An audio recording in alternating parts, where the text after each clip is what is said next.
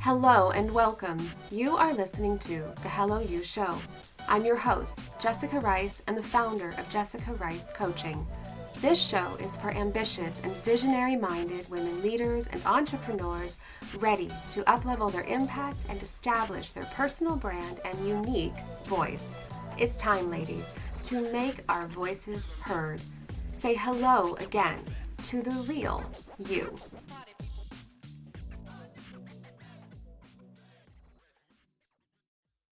Hello and welcome to the Hello You Show. My name is Jessica Rice and I am your host today. And this is the place where we come and talk about women's growth, authenticity, and how we rise up in our careers and businesses. And I wanted to talk to you today about relationships and what that means for our lives and our growth and our own health as we're moving forward.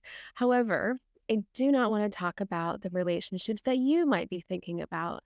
I am not talking about love interests, spouses, partners, or romantic types of relationships. In fact, I am talking about the relationships in our careers. And there are really three types of relationships in our lives that are so important for us to grow and nurture and know how to operate in and around in our careers.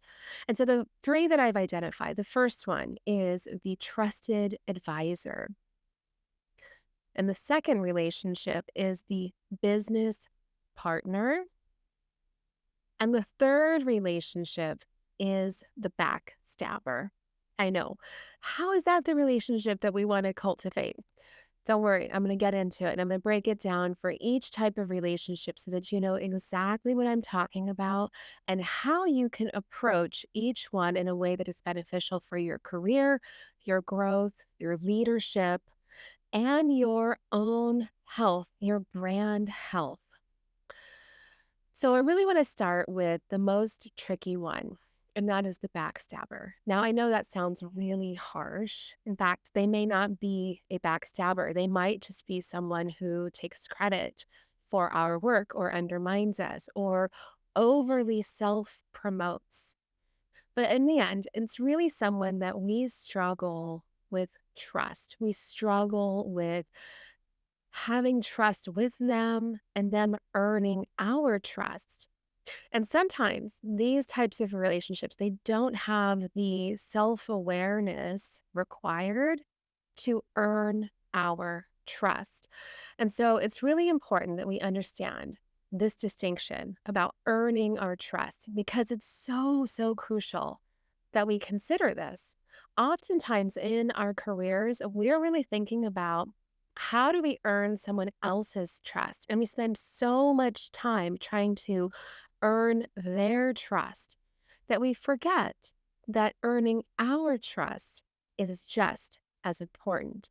And so sometimes if we're spending way too much time there, that can be to the detriment of our own careers and our own growth and upleveling because we either spend too much time in this area and not enough time in other areas, or we get burned. And so it's really important that we understand how we can maneuver in scenarios where we're dealing with different people that we just don't fully trust. We've got different feelings that are coming up for us. Maybe there's anxiety or worry or fear or anger or frustration. And we don't really know how to respond or how to deal with people in our lives who are bringing forth these types of emotions. This is where emotional intelligence really can come into play because now we're really having to work that muscle in such a deeper way. And it's challenging. But trust again, it's a two-way street.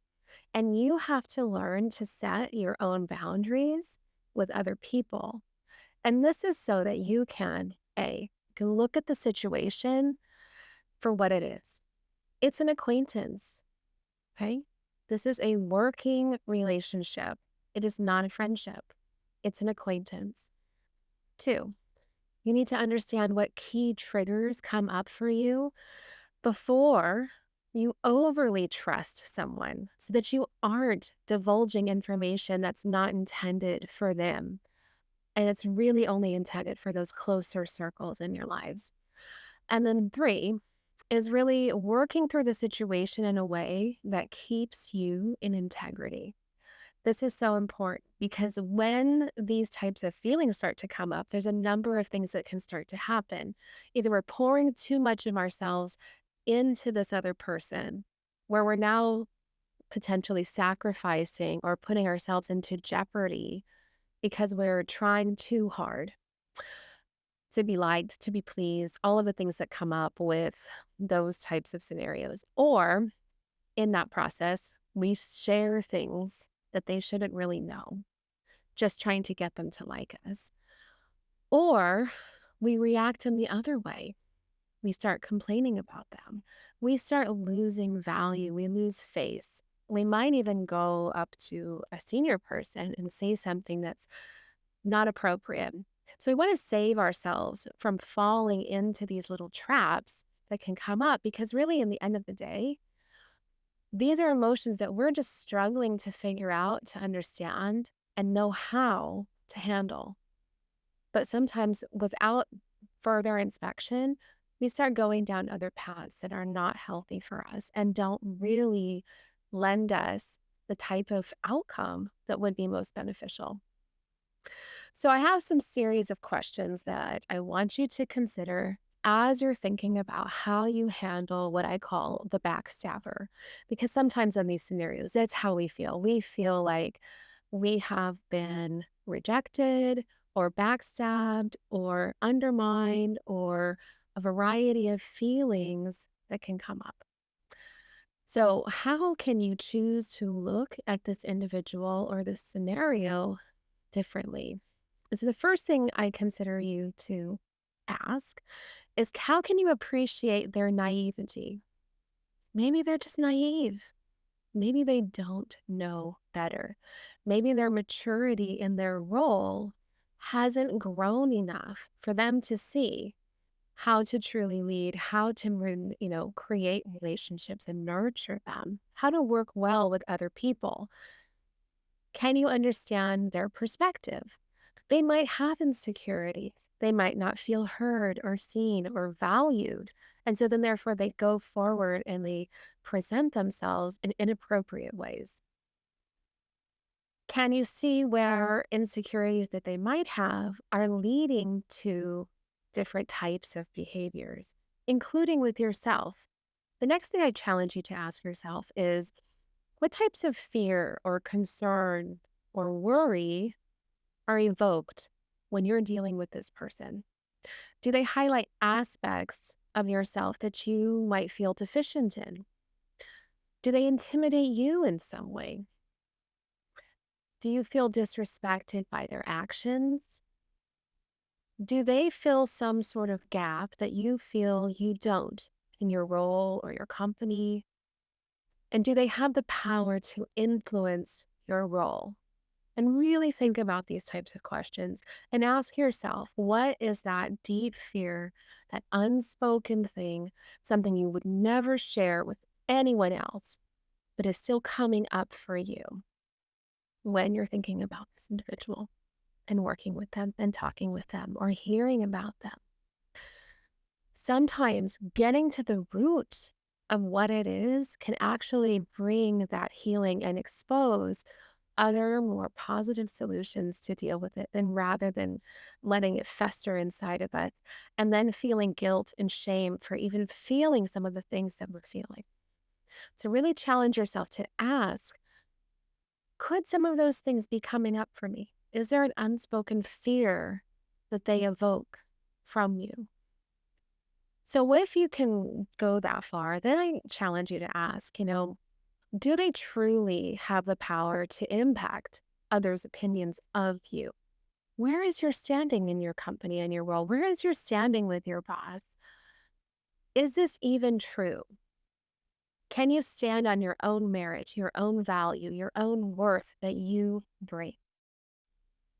Do they have similar apprehensions about you? I think we just talked about that. Do they have similar concerns and do they feel similar about you as you do about them? Is there anything you've done to create this behavior? Be honest with yourself. Sometimes we all make mistakes. Sometimes we show up in different ways and we don't realize how we are perceived. Is there any reflection in there about how we have shown up? And can some of that be altered? Do they outshine or highlight any of your own deficiencies? Is that a concern for you? Or is that really shedding light on you? Is their actions or their strengths something that is making you look less than? Is there room for both of you? You may not need to have an us versus them scenario. You might be able to just stand on your own 2 feet fine. And there is room for both of you. Sometimes as women, we are trained to compete with one another. Could be another male colleague as well. But competition starts to rise up. We start to feel those prickly feelings. We don't really know what to do about it. And if we can just let that settle sometimes, then we can really decide, is there really enough room for both of us? Do their actions impact other views or other people's views of me? Is something that they're doing or saying really going to change the way someone else feels about you? Do they have that level of power and influence? Really ask yourself, is it true? Because then what you can do is you can start to think about how to solve this problem, how to make your way through it, and how to work with them in a way that is professional. So then you can finally ask yourself a couple of other questions on how you can approach the situation. One is, what can I do to help myself feel less uneasy? Another is, what can I do to help them feel secure or appreciated? Maybe that's what they need from you.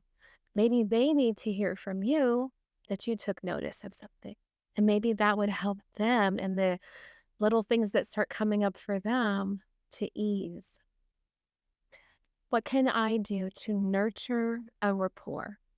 I didn't say go out and be their best friend. Can you nurture a rapport with them?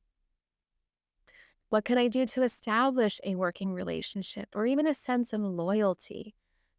Sometimes, when it's even the most benign things, we can at least start to establish that rapport and loyalty from someone else, even if there's pieces of that relationship that don't warrant 100% absolute trust.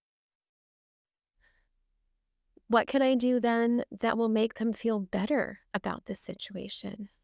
And what can I do to make me feel better about this situation? How can I help us both? What do they need from me that I haven't given? What do I need from them to better perform my role? Is there anything that you need from them to perform your role? Is it even required? And how can I shine my own light without worry of their influence?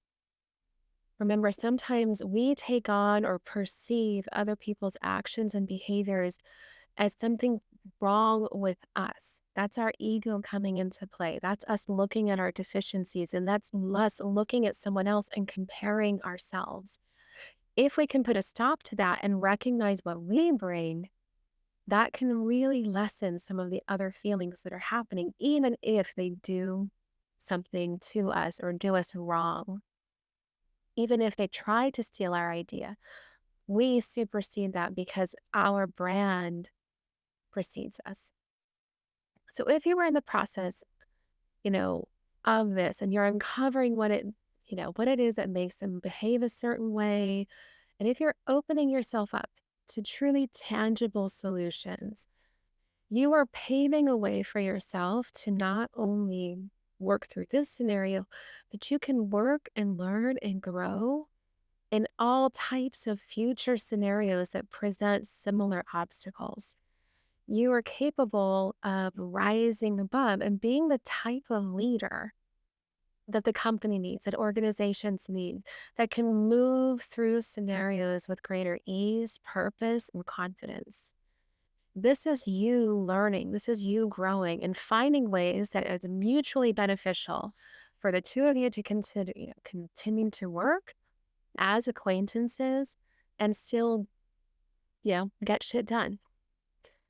And in this way, you are also not compromising or jeopardizing yourself or your integrity.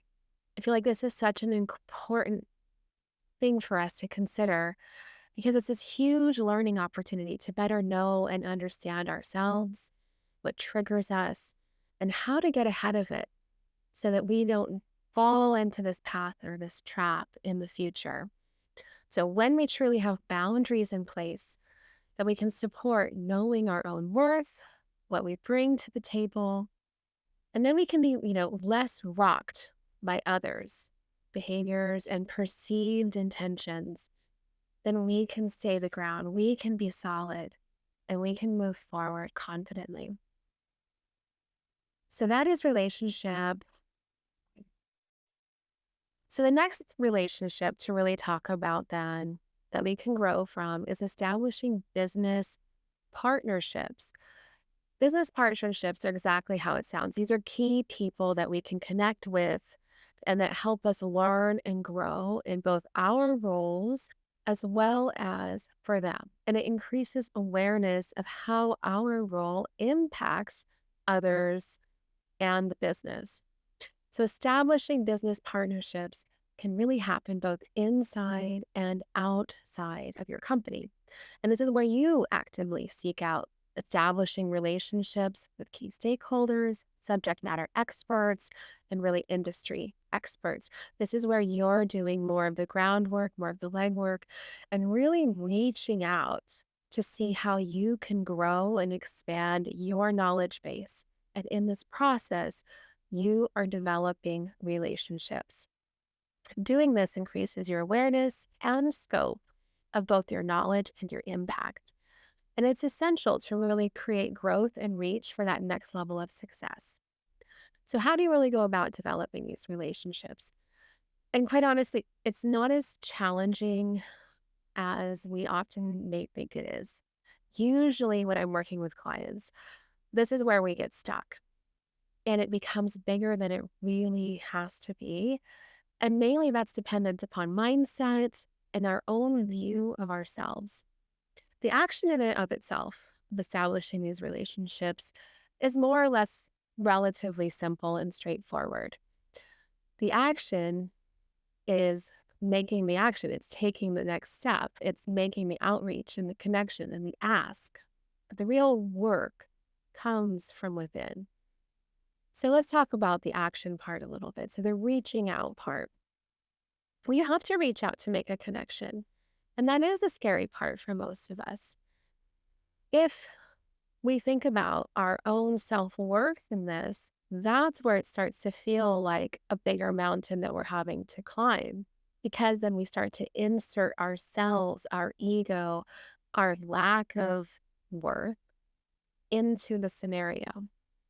If we're able to remove some of those emotions and just know strategically that this is something that we're doing and you know how to do it, then it becomes less of a problem or less of a concern. If, on the other hand, they have already reached out and made the ask or a connection with you, then you're still following the same approach that you do after, which is maintaining that relationship, keeping it nurtured, following up and following through to continue to develop that trust. So most of us get really stuck on that initial ask. The impact really then comes, though, from the nurture and continuance of contact.